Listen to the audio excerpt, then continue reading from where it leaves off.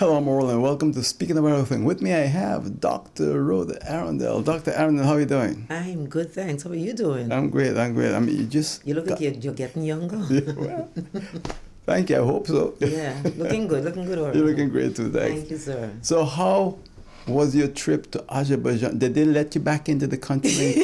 That's a very good question, considering what happened to a lot of my colleagues. But I didn't have any trouble. Let me say, it was my second time to Azerbaijan, because I don't know if you remember, in July I had gone there. Yeah. Upon the invitation of the Baku group, the big group from Baku. And this time it was for the COP29, the Conference of Peoples, right, 29. And we spent almost a week there. And I gave a presentation at one of the side events. And it was amazing. It was amazing. I mean, this is my first time at COP. At a COP conference. So you're going to COP 30 next year? Oh yes, I would love to in Brazil if I get the right clearance. Home too. Right, if I get the right clearance, I would definitely. Do you have to? We didn't pay. We didn't pay for anything. Oh. We were hosted, but different. Like on my way there, I met a young lady in Istanbul, and she was from Taiwan, I believe. No, Indonesia. And she was explaining to me, how her journey to get there. And so usually you have a sponsor. Mm-hmm. It's either a country, a government, an organization, or whatever. Who sponsored you? The big group, the Baku Initiative group, sponsored us and a number of people from former colonies and colonies.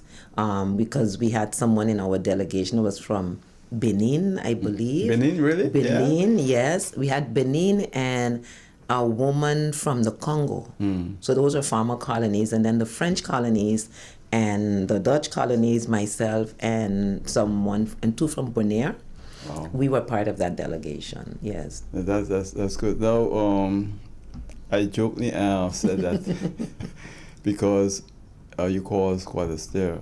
I did. Seeing that the president of Azerbaijan made those statements about France and Holland. Mm-hmm. Now, we've had this discussion on this program many times before. Yes, sir. A lot of people in Simrat, where you're from, will dispute that we are not a colony. That some people can say that, right? Yeah. And so, how were you received there, and how was the reception to this whole idea of colonies in this part of the world? Okay, let me first start by saying what the Baku Initiative Group is, right? There is a group of countries called the Non-Aligned Movement.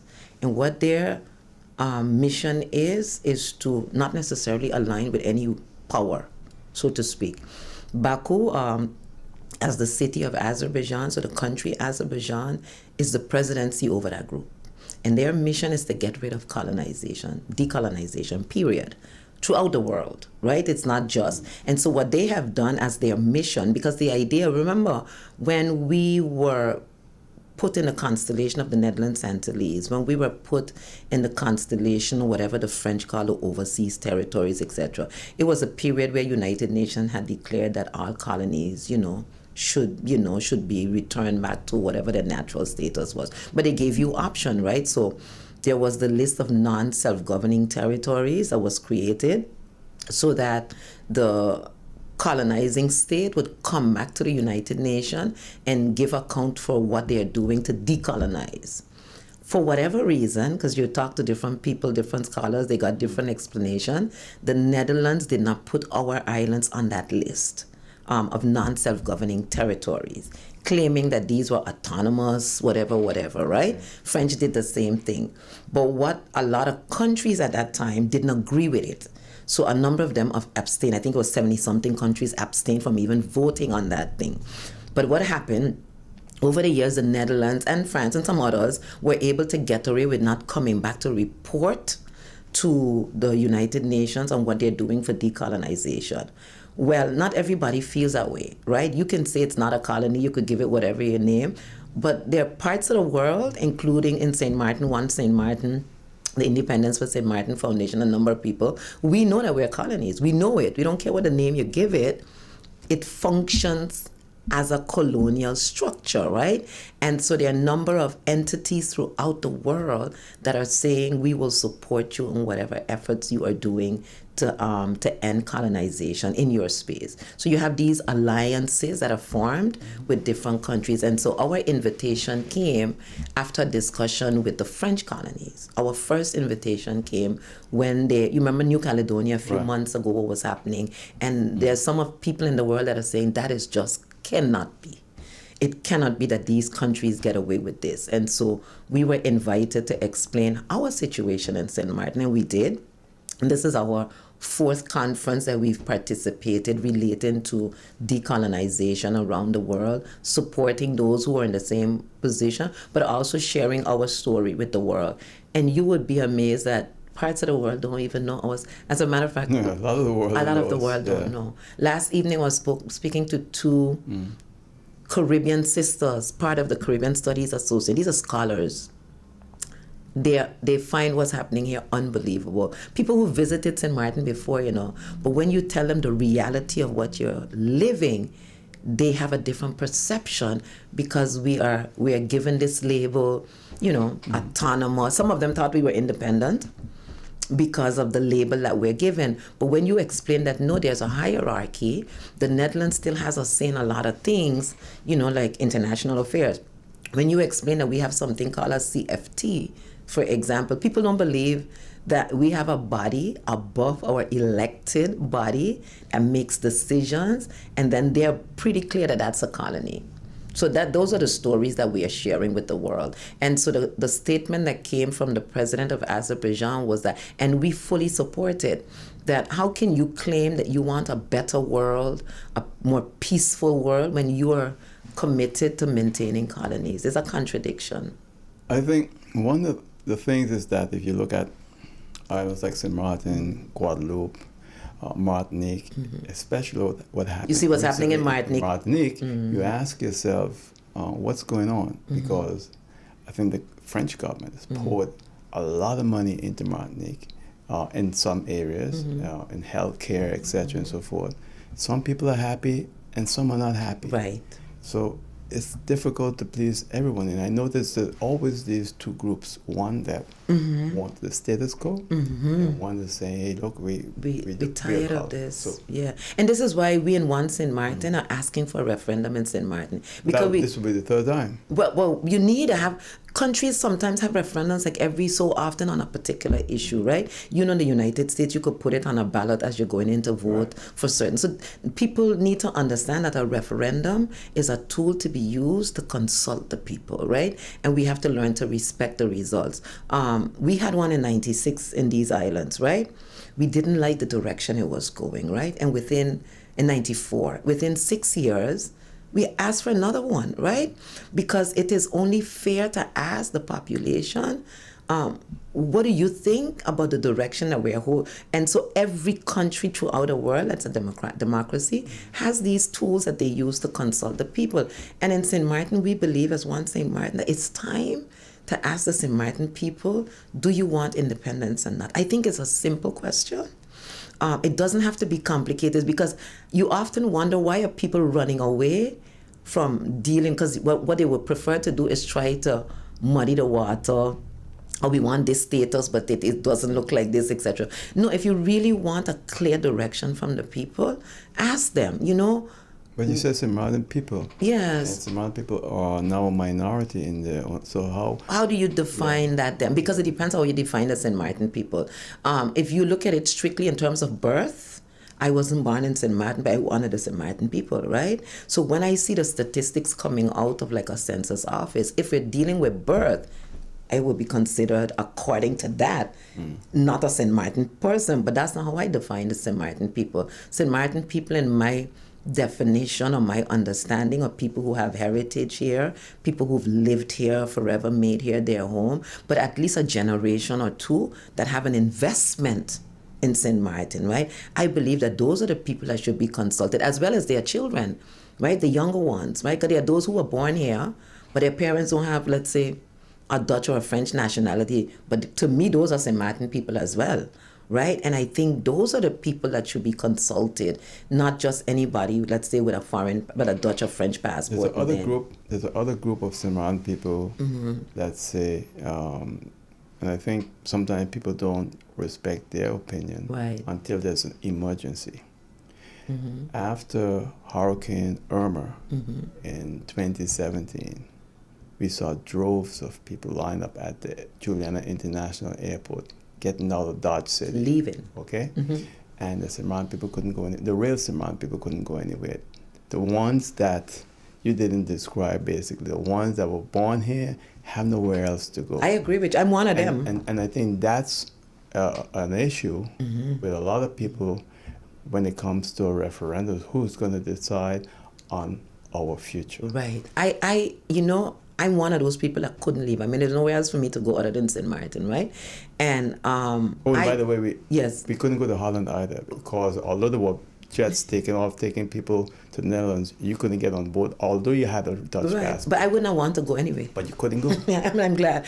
But I hear you. Of how it is. Yeah. Yes. And the thing is, when you think what you just said, it created a picture in my mind, because remember, this wasn't our first hurricane. The people who built St. Martin over the years had gone through what we old people would say, suck salt together, right? Those are the people that I'm talking about when I say St. Martin people. The people who have a vested interest in St. Martin, the people who helped to build it from the very beginning, the people who know that they ain't got nowhere to go. Some of them have options, they have family elsewhere they could take off and go. I know people who send children to St. Curacao and Aruba, and then they came back. But at the end of the day, they stay to build back.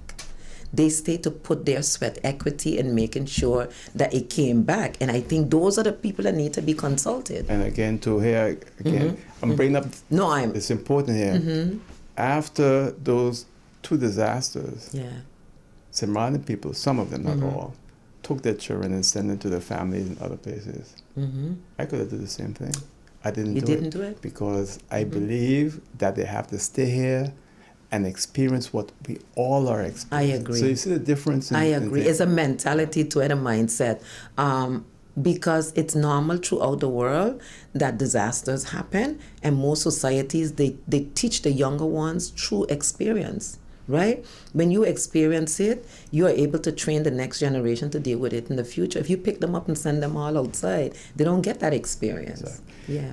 In case you've just joined us, this is Speaking of Everything on YouTube, Facebook, and on Hot 99.9 FM radio. My guest is Dr. Rhoda Arrindell. Dr. Arrindell is president of the One St. Martin Association, right? Yes, sir. She's just back from Azerbaijan. Yes, sir. And from COP29. It was almost a disaster. It was awesome. Almost a disaster They in didn't terms get of the the finances. The funding.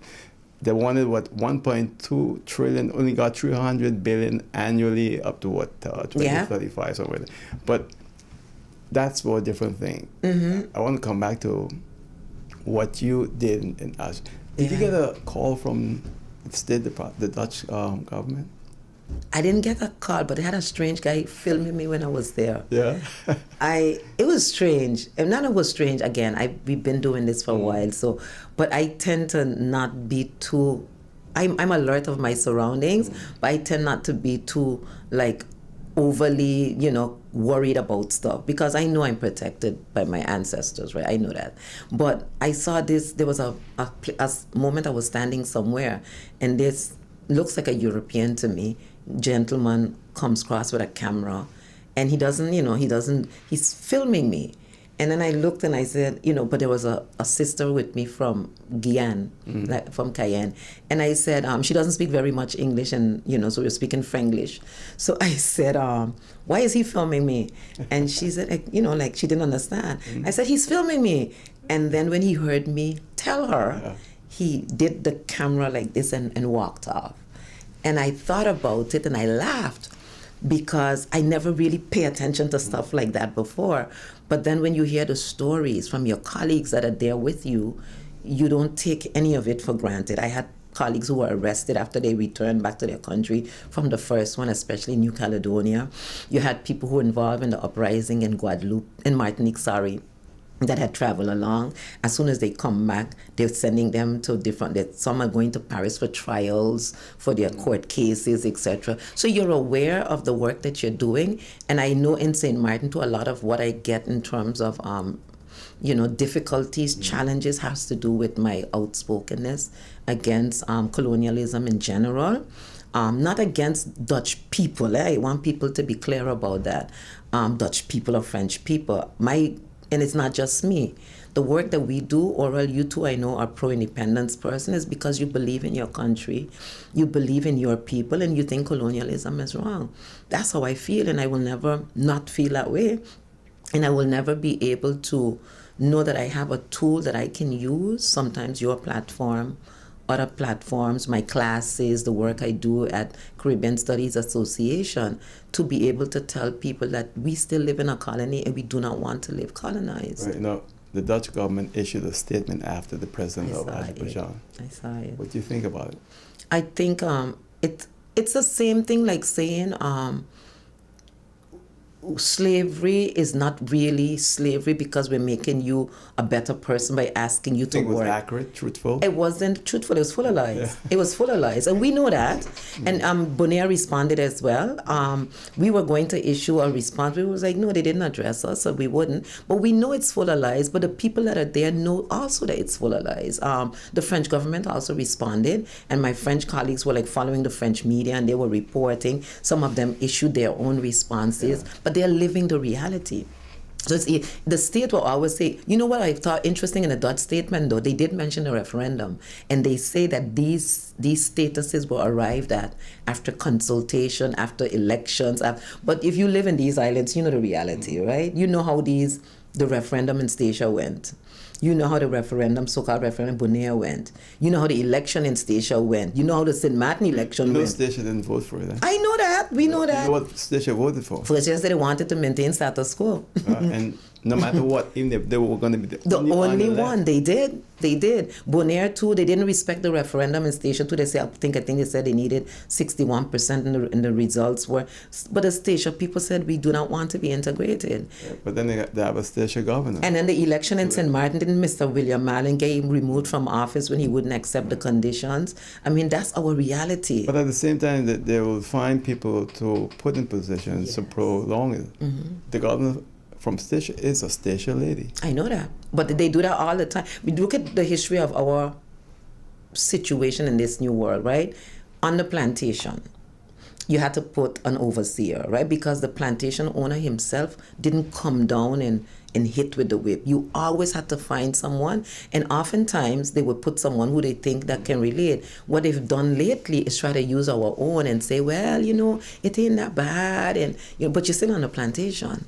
And what they're doing is, not just here, in academia, in other places, they use one of your own to try to sell the message, but it's still the principle that we need to resist. But you mentioned that William Marlon being removed at the time because he refused. But then again, too, how you feel about prime ministers from St. Martin going to the United Nations with the Dutch prime minister, the Dutch royal family? Do you think they should stop that?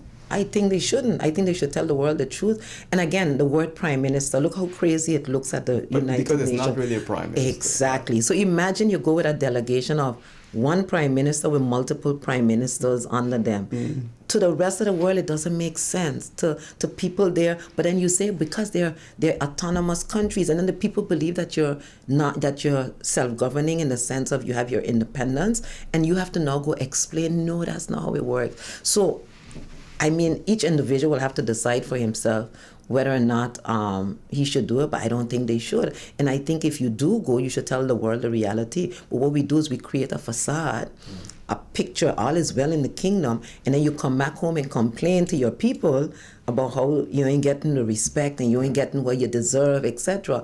But again, to me personally, I don't want to call all my people cowards, but that's the coward thing to do. But the thing is, you going to Azerbaijan and the president making the statement he made shocked a lot of people, even here in St. Martin. It did? Yeah. Oh, but nobody didn't tell me. Nobody in St. Martin told. I wasn't there. I was in DC. I went back to DC, so I didn't get to know. But what I do know is that I saw the response, like I said, from the Netherlands, and I also know that, you know, if you're doing this work as long as we've been doing it, this ain't nothing new. I mean, we expect. I said to my Bonaire colleagues before the Dutch statement come in, and we saw, because they had some people there doing their own stuff on behalf of the kingdom, right? And some of the colleagues were showing up in spaces that they didn't expect, right? And then when we were sitting down having our consultations, I said the Dutch are going to respond. They were like, I said, trust me, and not only will they respond, they will retaliate. Because that's the template, and they will retaliate. And so when you see people getting squeezed unnecessarily with things like taxes and house searches and those things, that's part of it. You use a system that's there to go after the people who do not behave netjes, so to speak. That's normal. That's the template. But the question I say at the response I give to my colleagues, because last night I was talking to some people about this, what do we do? Do you just sit up and say, is that what it, for me, that's not an option. So what's next? We are planning a conference. I will give you the details when I get back. But we are planning a conference, and we are going to, again, I think the road to independence, or the road to decolonization, or full decolonization, has to be multi-pronged. I think it has to involve different people at different areas, and I think everyone should play a role who believes in it. I don't think, it belongs to one person or one group. I think everyone who believes in it should do their part, and we as One St. Martin, as what we say, One SXM, we believe our job is to spread awareness, give the information, whether it's through our programs or lectures, etc., but also to tell the international world the reality of what's happening in St. Martin. And then also, we are calling for a referendum. We're saying there's one way to know for sure what the people of St. Martin think, rather than assume, rather than declare that this is what they believe. Just go and ask them.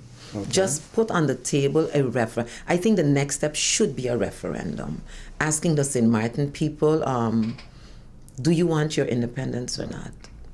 And how soon do you think that should be? My suggestion would be, if you were to table it today, let's say within a year, to ask for the referendum. That way you can organize the campaign. That way you can inform the population adequately. What are the pros and the cons? Give all the facts, so that when they go out and make the vote, that they will make the decision that they think is in their interest, but they have the facts. And I think a good campaign would take about 6 months to a year to run, so that the population is properly informed. Right. In case you just joined us, I'm Earl Gibbs here with Speaking of Everything on YouTube, Facebook, and Hot 99.9 FM radio. My guest is Dr. Arrindell. She's president of the One St. Martin Association. And when we come back, we're going to continue speaking with Dr. Arrindell right here on Speaking of Everything. Please stay with us.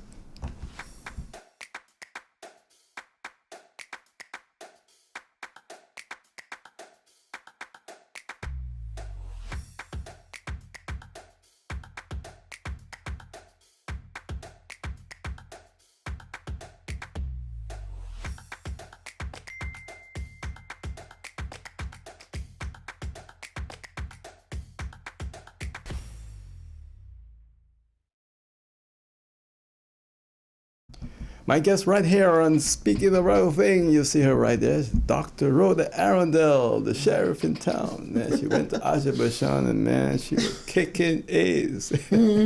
I didn't know. No, I'm good to know. You like cake? I love cake. A weakness. I love cake too, and I love cake from the cake box. You know, the cake box is an amazing bit. Calypso man, genius. We call it a mighty genius.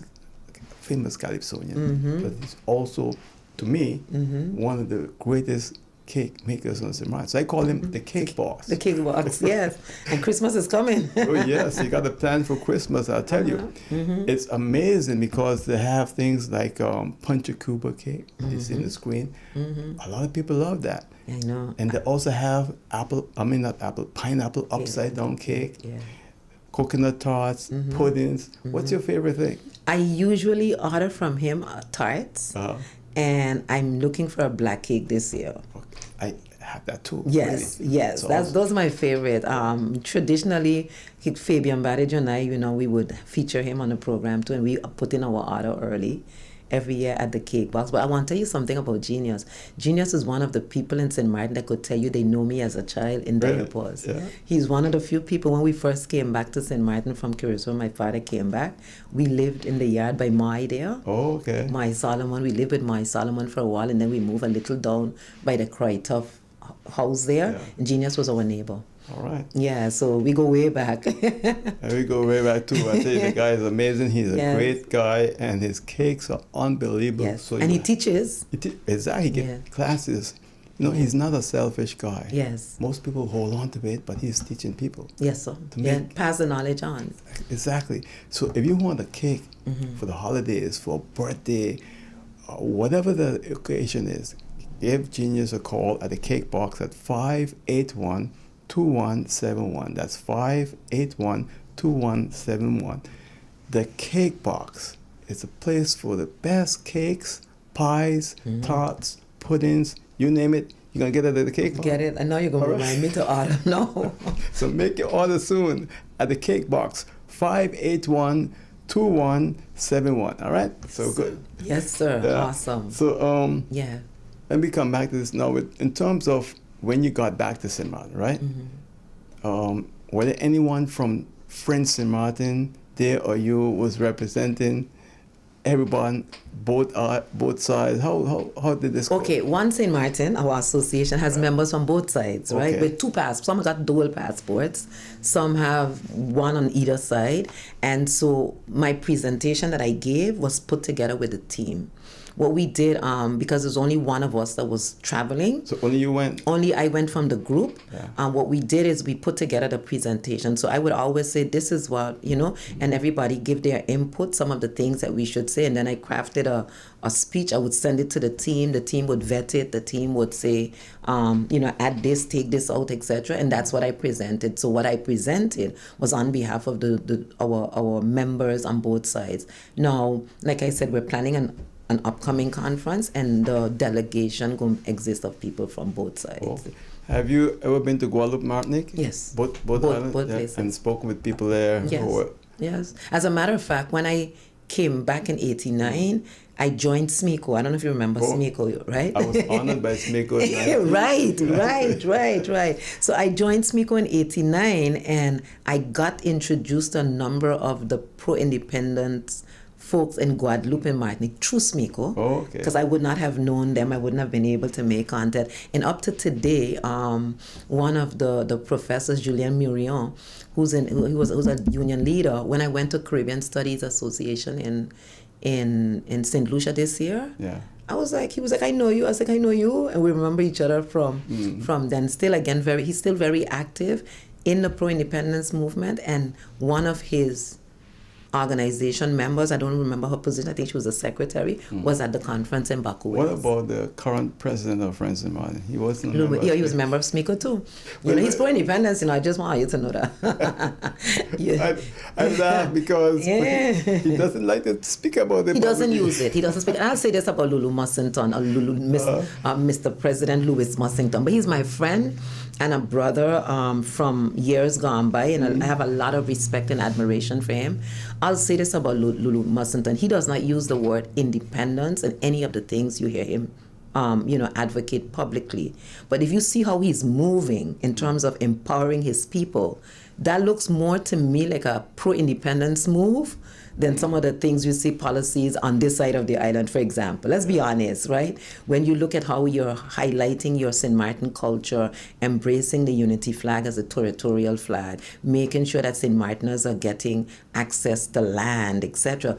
Most of those movements, so as long as he's progressing so that the St. Martin people will be in charge in St. Martin, we going good. SMECO was, I think, the first real movement at St. Martin on the French side, and a number of people, some have passed away since that time. But it's very interesting to see how these movements start, and how those who are there from the beginning get into political office later on. It takes a long time. It took them, what, almost 40 years. That's a good point you make. Because I remember there was a time earlier, before the late Lillian Stephen passed, Christopher's mom, I remember once in a meeting with all of us, we were discussing the direction we would go to amplify our efforts. And there were those who wanted to, maybe we should make a political organization. And there were some of us that were saying, no, we should stick to culture and keep it social. And if you look at it, Alain Richardson, Right. Lulu Mossington, Horace White didn't enter politics because he was more the social activist. They kind of went into politics. I had said I was social. I was like, let's keep it social. I ended up in politics, but Sujarev, still conscious lyrics, but instead stuck with the social. And so you see the impact. And I don't know if you can measure it, but the social and the cultural, to me, ended up having a lot more impact than just necessarily being in political office, right? And when you do go in political office, like when I did in 2010, you're going to get resistance from inside rather than more from inside than outside. You were the first Minister of Education in St. Martin. Right. And so a lot of the things I was doing was pro St. Martin, but it didn't sit well with a lot of people. And so there was a lot of resistance from not just outside, but also from within. Yeah. But I am very proud of the work that we did in that 18 months that we were there. And I think St. Martin, the association, is a continuation of that. When you see how the younger members are talking, how how passionate they are about what their future looks like, I'm saying to myself, a lot of the work that we did is it didn't go in vain. It didn't go in vain. What do you stress most as president of the St. Martin Association that you think is key, very, very important for us to continue on a progressive path to independence? What do I think is the most important thing? I think the referendum is key, because the referendum is really an opportunity to hear from the St. Martin people. Because, we know what we want. Then, as you said, there are those who want to maintain the status quo. But oftentimes, our representatives tend to say things like, well, the people didn't, and the people did. And I said, but you didn't consult the people. That referendum in 2000, you got the result of a status 10 years later, right? Yeah. You asked the people in 2000 and you implemented 10 years after. Even with the 10 years preparation that you did, even with all of that, here we are in 2024, right, and you're still saying that things are not good there, right? They're not what you envisioned, they're not what you wanted, it's not perfect, and you're still having this challenge, right? I am saying, go back to the people. Ask the people, listen, you have two options. The way things are going within the kingdom and becoming more integrated, and there's more of a European presence, etc. Do you want that? Or do you want to become more sovereign and more integrated in the Caribbean and working along with Caribbean development as a sovereign entity? Just ask the St. Martin people. Well, how you feel, you have a PhD. You was the first Minister of Education. But when you look at our people in terms of education, we're not progressing as we should in that area. And when we do send our students abroad, they don't return. And I always use this term, and I've used it before speaking with you, especially when they're going to the Netherlands. They're leaving this, they're being put into exile in a way, put onto a plane and don't come back. How do I feel? When I look around, and I'm not going to talk about the honorary doctorates, right? Put those on the side. When you look at people with PhDs, because you mentioned PhDs, in St. Martin, you count them and ask them where they got their PhDs from, right? Just think of that in terms of education. Where did you get your PhD? If you look at the plane load of people that we're sending in one direction, the investments that we're making, what is the return on our investments there, right? And why is that important? Not that the degree makes a big difference in terms of, first of all, it ain't about money, because people here don't hire you based on your degree. But what it does for you is open opportunities, it opens discussions, it opens platforms where you can go and have a voice. We don't have too many St. Martin voices in a lot of spaces that I am in, because again, we didn't allow it. But we keep talking about, the best. The education system that we have, 376 years more or less since the partitioning of this island between the French and the Dutch, it has not produced what it should have produced if you were thinking about people development, and it will not.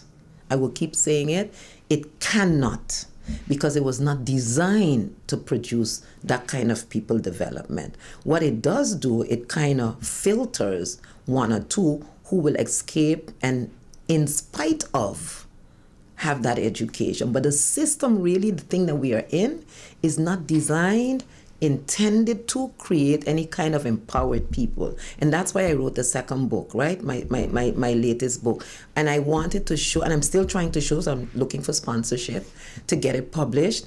I'm showing you with concrete examples, education models, where this is what we have, this is what you need. If you want this kind of product out of the education system, you need to do this.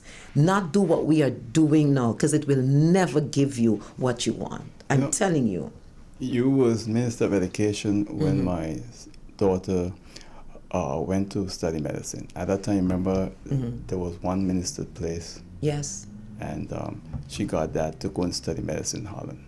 She passed, finished medical school with honors from medical school. So, and then people say, you know what? But look at that, because here you have this young lady, by the age of 24, she was a medical doctor. Yes, sir. My other daughter was a lawyer by age 22, 23. The other one, by the age of 24, 20, was a psychologist.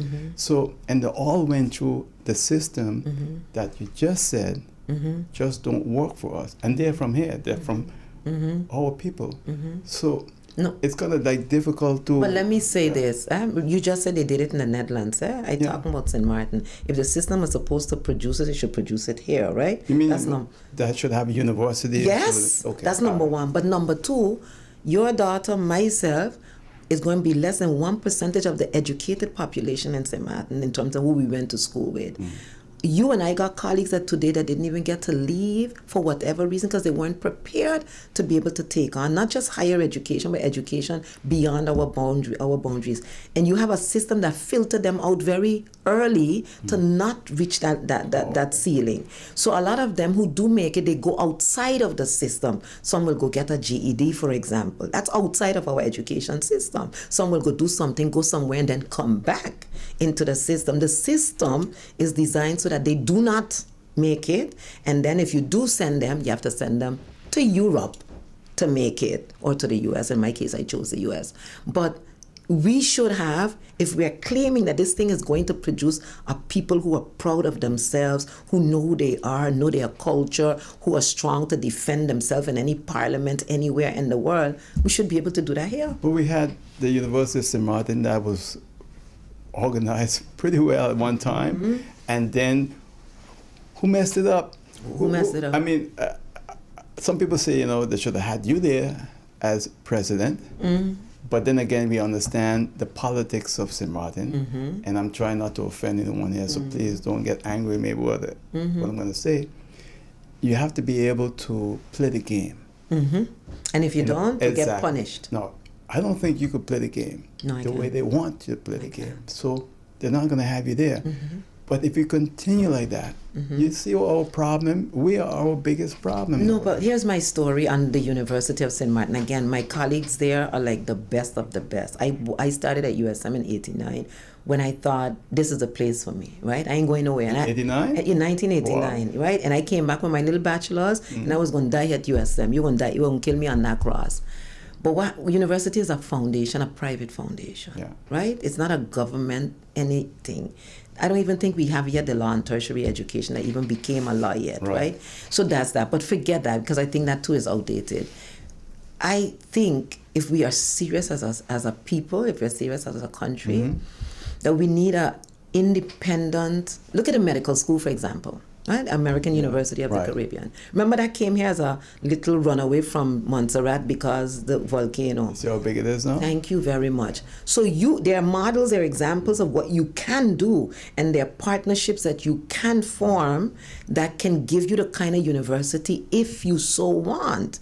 And it's not to say that there weren't people who were interested in having those kinds of partnerships. But like you said, there's the politics involved, and there's also the structure that is used. I don't think it's conducive to giving us what we want. And then you have now a kind of mentality that if government don't give us the money, we can't exist, which is, I think, is ridiculous, because I think exactly in every university that's using that structure that we have here, the Board of Regents or the Board of Governors or in this case, it's called the Board of Directors. Right.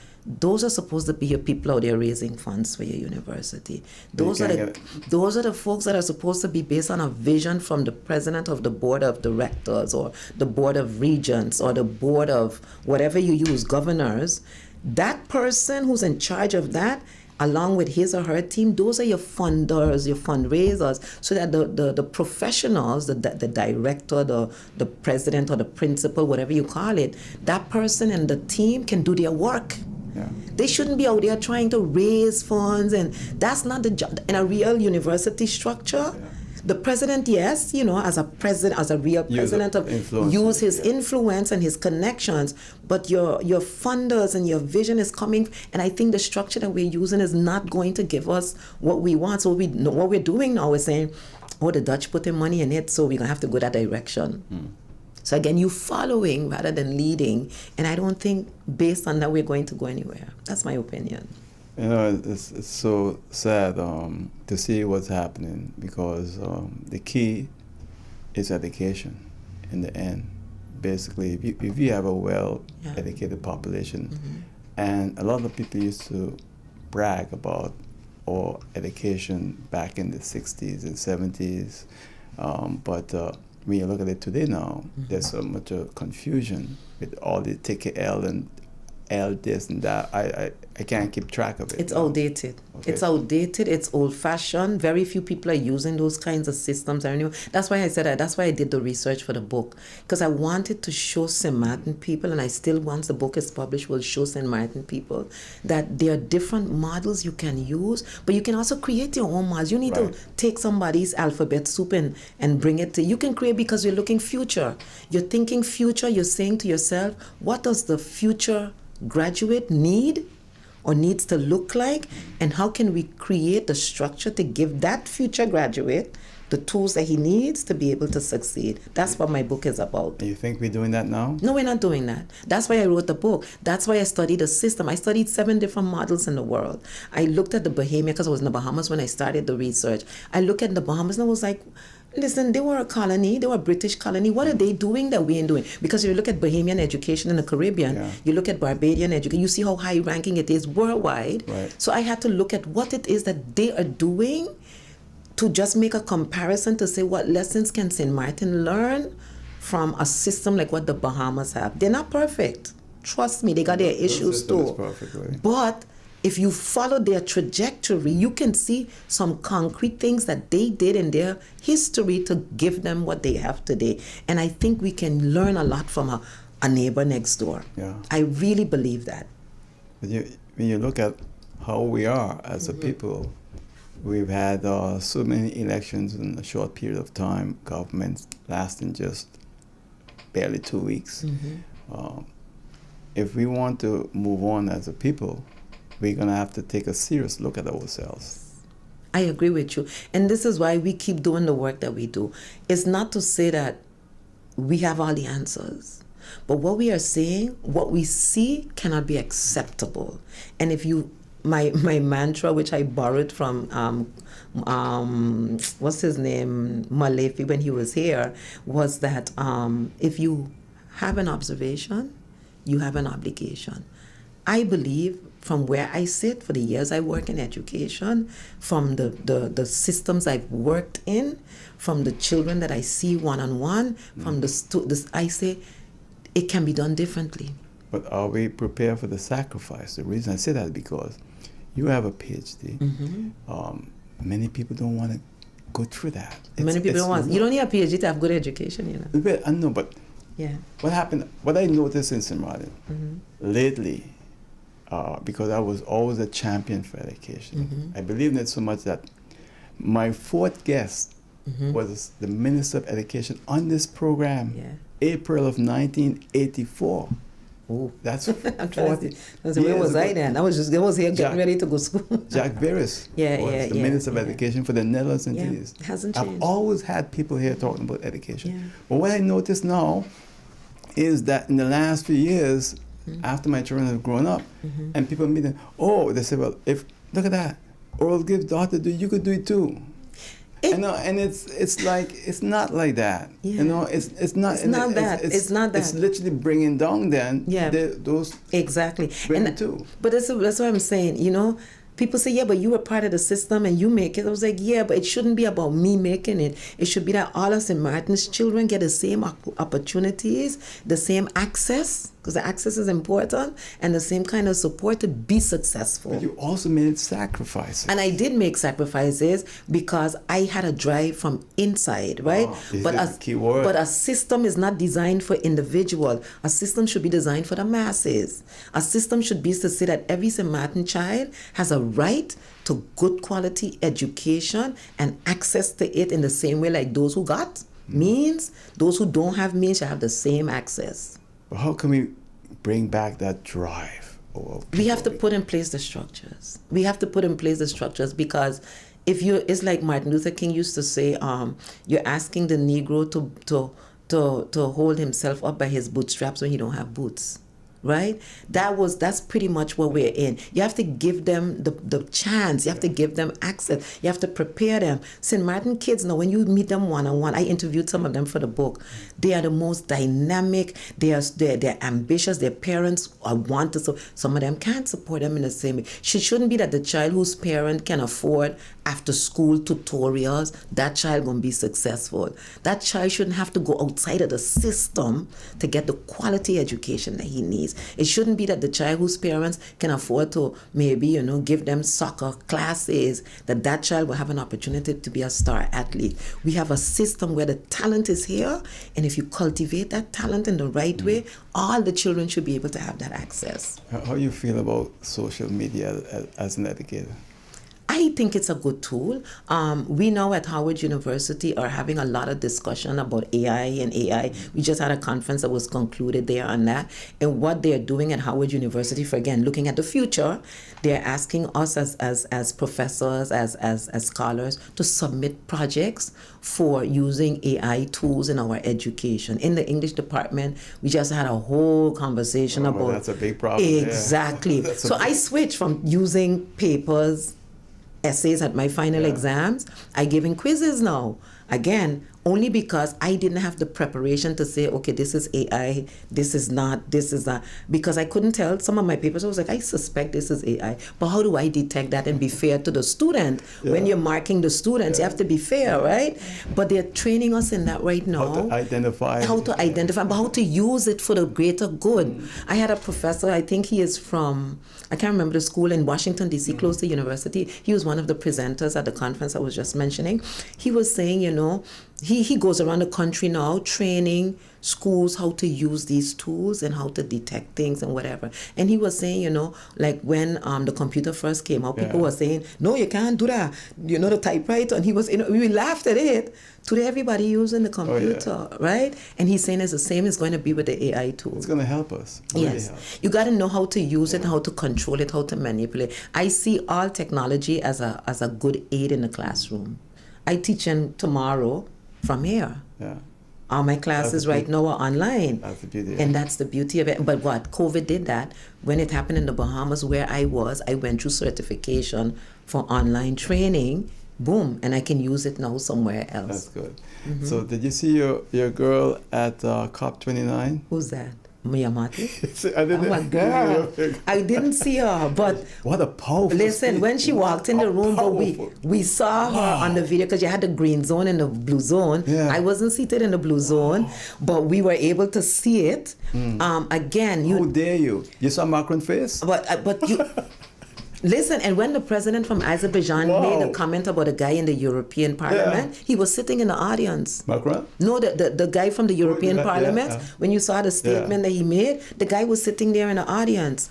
But you have to tell the truth. But I mean, when she said, how dare you? She's right, how dare you? The camera went on Macron's face. But they had also boycotted the COP29, or France did. They boycotted it, and they So said, then he that picture was inserted. yeah, but they had the other leaders and stuff, and at this thing too, you had I think six countries that were having some challenges with some of the European partners or partnerships or colonizing states, and they were there. And I mean, and the side events are where the things that you don't see on the big things. Those side events, those are the most important. I tell you ones. that bitch. How dare you? That's gonna go down in history, man. But all of her things, and you know, she's one of the 2 people now up for. I think there are 2. She's up for UN Secretary General. Yeah. Wow, that would be incredible. We hope she wins it. The Caribbean needs something like that. We need it. It's amazing. So, and you need somebody who's brave enough to say what we all think. Gotta say, I told someone she got balls, man. Yeah. But we gotta do it. If she doesn't do it, what will happen to us as a region? Yeah. Right? You have a lot of male leaders out there who are not doing it. They will talk and they will sit and they will coalesce, but they won't come out and say the thing. You have to say it. And that's the thing with Baku, the Azerbaijan man, the president. He doesn't need their money.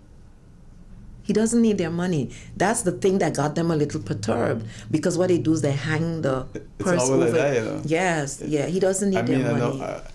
What's next after this other conference? So for one St. Martin, again, we're asking for the referendum, so we're going to be pushing that. We want the people to be consulted. We think it's important that the people have a voice in this conversation. I'm sure, like you mentioned, you know, the backlash, people have you and they have you on list and they're monitoring you, etc.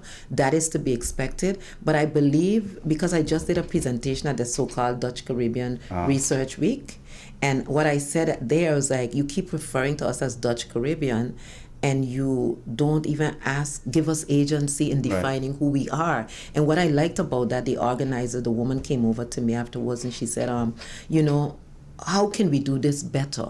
Right? How can we use the right terminology from your perspective? I think we need to have more of those discussions. I'm not sure, say, the transition is going to be smooth. I believe wholeheartedly, like you, that St. Martin must be a sovereign, independent state. And I think in the transition to get there is the discussion, the dialogue that is going to be necessary, that we need to have those honest conversations. But if we're not honest, we're not going to be able to do it right? If you're not frank, like you saw Mia Motley and the president, etc., that you mentioned, if we can't be frank about what it is we're dealing with, it's going to be even more difficult. All right, so I want to thank you and wish you much success. Thank you very much. See you soon. All right, good. Dr. Arrindell, president of the One St. Martin Association. That's it on Speaking of Everything on YouTube, Facebook, and on Hot 99.9 FM radio. See you next time. Take care. Bye.